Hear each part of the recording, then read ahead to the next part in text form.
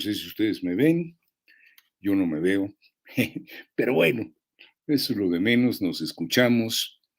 En esta primera mesa que me toca coordinar, pues ahora sí que me toca abrir, bueno, vamos a tocar diferentes temas, los diferentes compañeros van a tocar diferentes aspectos precisamente alrededor de esto que nos convoca hoy, de el psicoanálisis, de la política y de cómo se interrelaciona una y otra. Contamos con la presencia de Jimena de la Concha, con la presencia de José Erazo y de Gabriel Tranquilino, Tobar Tranquilino. Bueno, me toca abrir, ahora sí que, este, pues, qué plaza en un momento dado, ¿verdad? Entonces voy a compartir pantalla y vamos a ver qué, compartir pantalla, ok, que si vea ventana o pantalla, a ver que no me equivoque y que esté efectivamente las cosas así. Ok, bueno, titulé y les pido, yo me voy a tratar de ceñir a 15, 17 minutos para que podamos tener tiempo suficiente, no desvelemos más allá, sobre todo a las personas que nos están en otro, ahora sí que en otro uso horario. La charla de ahorita la titulé La conciencia de clase y reflexiones en el México actual, precisamente por lo que estamos viviendo. Yo creo que mis compañeros, que algunos de ellos son sociólogos, economistas, en fin, pues probablemente sepan muchísimo más de lo que yo pude investigar, pero mi inquietud nació precisamente por los tiempos y lo que nunca había visto en mi país. Uno, el enorgullecerme del gobierno que tenemos en lo personal. Y por el otro lado, escuchar justamente todo lo contrario por una muy buena parte, que además de todo son mis amigos. Entonces dije, a ver. Y bueno, un comentario precisamente surge alrededor de un amigo hacia otro que le dice, la educación que recibieron tus hijos que están ahorita actualmente en Europa, en algún país, estudiando cosas desarrollando cosas artísticas. Dice, es reflejo de la inteligencia y recursos humanos morales y económicos de sus padres. Digo, pues sí es cierto, ¿no? ¿O qué no? Efectivamente, todo eso constituye en un momento dado las posibilidades que uno tiene en la vida y que las pone, pues ahora sí que en un momento dado, al servicio de su descendencia. Pero entonces yo me empecé a preguntar con esa inquietud que evidentemente se sembró muchos años atrás, allá de 1968, que yo ingresé a la Facultad de Medicina y que empecé a enterarme de una serie de cosas que no precisamente era la que me habían enseñado en el colegio donde yo había estado. Y entonces surgió esto, ¿qué es la conciencia de clase? Y bueno, en una forma muy breve, quizá muy sencilla, pero se me ocurrió así como esas asociaciones que vienen, ¿no? La película que se llama Tener y no tener, que está basada obviamente en la obra de Ernest Hemingway, To Have and Have Not.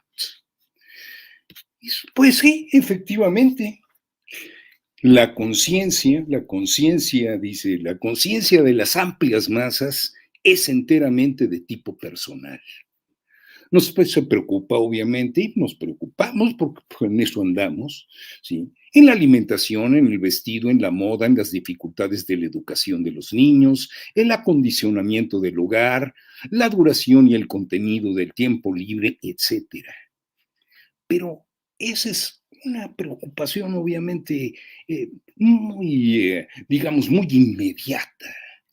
Cuando hablamos en el sentido más amplio, tenemos que contemplar, obviamente, un panorama muchísimo más grande, ¿no? Y bueno, fue lo que me dieron también todas las lecturas que estuve haciendo en estos días. No son muchas, pero en fin, de estos son los apuntes que fueron surgiendo y que comparto con ustedes. Concretamente, el libro que precisamente de Wilhelm Reich, que es La conciencia de clase. Y bueno, donde él cita que obviamente la existencia y las condiciones de existencia de los hombres se reflejan, se incrustan, se reproducen en su estructura mental, a la cual dan forma. Y bueno, pues obviamente que todo esto viene de la misma manera en que Fromm lo planteó y que él mismo obviamente rescató todo ese pensamiento de Marx, donde él señala, Marx, no es la conciencia de los hombres lo que determina su existencia, es su existencia social la que determina su conciencia. O al menos, digamos, la conciencia que podría ser la cotidiana, porque podemos tener una conciencia mucho más trascendental. Pero incluso en esa trascendental, pues obviamente que tenemos que pasar más allá de lo inmediato o de esas necesidades que habíamos visto, que son las mundanas o cotidianas y que, ¿por qué no? Pues son legítimas, ¿no? Pero Fromm nos dice y nos enseña, sí, efectivamente, a ver, sobre una base económica se dan diferentes orientaciones del carácter. Y ese carácter social está produciendo o está relacionado precisamente con ideas y con ideales. Y esto por lo menos a mí me explica bastante la diferencia radical entre mis amigos, que compartí la infancia con ellos, o por lo menos la mayoría de ellos, y yo. En fin, Fromm nos habla de algo que es muy importante, el inconsciente social. Ese que son zonas de represión comunes a la mayoría o la mayoría de un grupo, parte socialmente reprimida de la psique universal. Y hace un momento, precisamente, el doctor Salesio nos hablaba también al respecto de eso. ¿Y cómo se manifiesta? Con contenidos de los cuales la sociedad determinada no puede permitir que sus miembros se percaten de las contradicciones.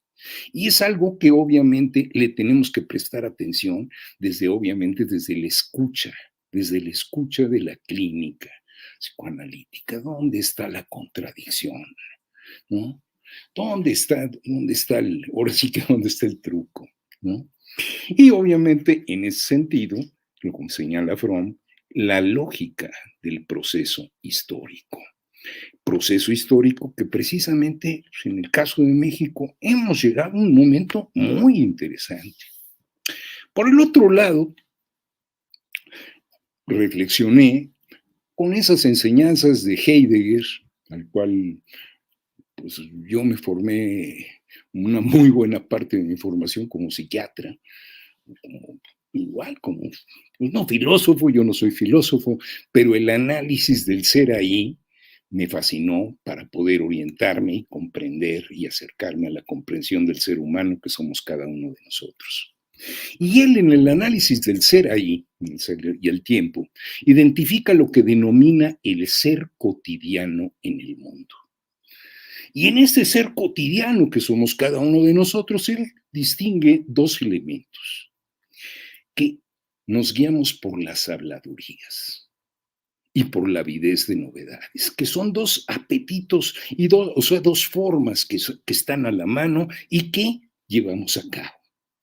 Con el primero, con las habladurías, hablamos lo que se habla, pero se carece de base.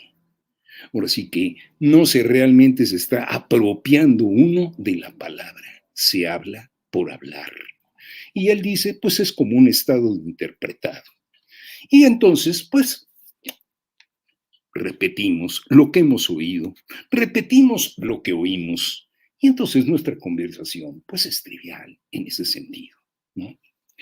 El segundo, que es esta avidez, ¿no? Nos dice Heidegger, pues es un peculiar permitir hacer frente perceptivamente al mundo, caracterizado por no demorarse en lo inmediato, la disipación de nuevas posibilidades, en una falta de paradero. Reflexionemos, y más en este momento en que bueno, afortunadamente la pandemia nos puso un poco nos llevó quizá un poco al momento de reflexionar. Pero ahorita ya volvimos otra vez a la carrera, ¿no? Y si vemos las noticias, son un buen ejemplo de cómo se bombardea o nos bombardean y pasamos de una a otra. ¿Y cuál es el resultado de esto? Plantea Heidegger. Un estado de ambigüedad. Y evidentemente lo que él plantea, la caída, el estado de caído del ser en el mundo. Bien, sobre esa reflexión es igual. Dice, bueno, ok, leyendo a otros autores, a George Lucas, ¿no? Sí, ok, la conciencia de clase de las masas, no miento, esto viene de Reich. La conciencia de clase de las masas es el conocimiento, uno, de las necesidades de cada uno en todos los dominios, o fomentar que efectivamente esto se dé, de los modos y posibilidades para su satisfacción, de los obstáculos que la sociedad de economía privada les opone. Entonces, el crear y fomentar una conciencia de clase es fomentar o deponer los intereses del capital frente a la dictadura del capital frente a una situación humana que, sobre todo, como lo planteado, en una situación o en una vivencia de explotación a ultranza. También implica que esa conciencia denota o dé cuenta de las inhibiciones y de ansiedades que impiden a cada uno de nosotros verlo en las exigencias de nuestra propia vida. Y esto se tiene que transmitir precisamente a las personas. Y dice, de la invencibilidad de su propia fuerza contra la de los opresores, por poco que se una en un movimiento de masa. Bien, pero por el otro lado, bueno, si bien el crear conciencia, el hacer conciencia, igual hace poco, alguno de estas personas del grupo decía, quejándose, no miento, hablaban de cómo un mensaje acerca de España, donde combatir la situación de las carencias que están viviendo en función de la guerra allá en Ucrania, en Europa, y la necesidad de ser autosuficientes. Y eso pues me lo mandaron precisamente pues, a través de las redes y justamente de los grupos, pues así que más reaccionarios respecto de lo que está sucediendo en el país. Digo, bueno, pues el comentario fue, bueno, ¿qué es lo que fomenta? Pues la autosuficiencia. ¿Qué es lo que se está tratando de fomentar aquí? La autosuficiencia. En fin, pero ¿qué pasa? Los grupos de presión obviamente actúan. Y el propósito, y esto viene de otro autor, obviamente, el propósito es de crear una sociedad, frente a esto, un propósito de crear una sociedad liberada de organismos intermediarios. Para eso se requiere una modificación profunda del régimen político. Esta lectura, pues dije, pues caramba, ¿qué es lo que estamos viviendo ahorita? ¿Qué es lo que se está proponiendo o qué es lo que se ha propuesto de alguna manera? Y dice, bueno, ¿acaso la política no consiste en orientar la conducción de los negocios públicos? Pero obviamente que en bien precisamente de la mayoría. Pero frente a eso, bueno, ¿qué se hace? La acción sobre la opinión pública, que puede ser a través de favorecer una imagen favorable o desfavorable para aceptar concepciones y valores. ¿Y cuál es el primer punto a lograr? Pues obviamente la prensa, que es el primer medio que pueden disponer los grupos de presión. El ejemplo lo hemos visto claramente, los medios de comunicación y de desinformación, a veces que efectivamente cambian y orientan las cosas precisamente de otra forma muy distinta, o por lo menos lo que se está planteando desde el punto de vista del gobierno, ¿no? Y bueno, a final de cuentas son las conferencias de prensa, artículos inspirados, cartas abiertas, todo esto que leemos y que va normando precisamente el criterio de los leídos, ¿no? Y las técnicas, obviamente, de información, de información de persuasión, ¿no? El ensayo de persuasión, las amenazas, como que igual, pues vamos totalmente en el camino a convertirnos en, y ya ustedes saben, el país tal, y porque la figura X, Y y Z. Lo que no vemos o lo que vemos ahí es el papel desempeñado por el dinero, que es una diferencia importante, ¿no? Las fuentes de financiamiento individual y la corrupción de tales o cuales responsables de el manejo de esto. A todas luces, pues se trata obviamente de desprestigiar cualquier elemento o cualquier situación que vaya en ese sentido. El sabotaje y la última, la acción directa que puede ser la huelga electoral. Ya llevo más minutos, así que ya me voy a callar. Pero bueno, para finalizar, y esto es parte también de lo que plantea Reich, y estoy total y absolutamente de acuerdo, y pensémoslo, la política revolucionaria, dice, consiste en rechazar la política secreta. Y eso también lo hacemos precisamente en nuestro quehacer analítico, es mostrar, o sea, no vamos a mostrarnos con un rostro que no somos. Y eso es parte de precisamente las enseñanzas de Fromm.